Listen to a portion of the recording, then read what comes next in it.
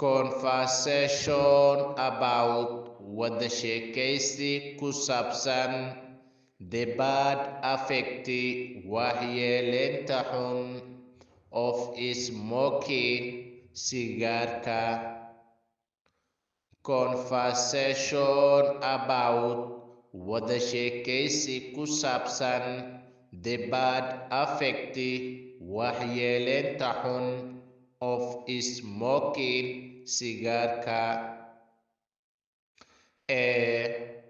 Hi friend, hi saaxiib, how are you? Sidee tahay? Hi friend, hi saaxiib, how are you? Sidee tahay? B. I am fine, waan fiicanahay, and you adigane.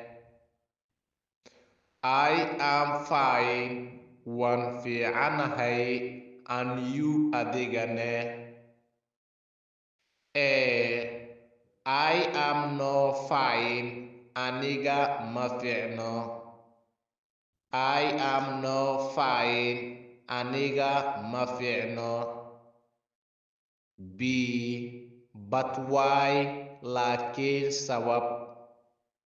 But why? Laakiin sabab. My uncle is very sick. Adeerkayga aad ayuu u xanuunsan yahay.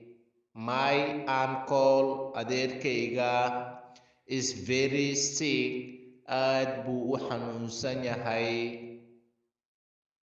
B. What kind of sickness?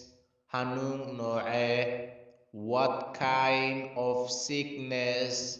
Xanuun noocee? He has been suffering.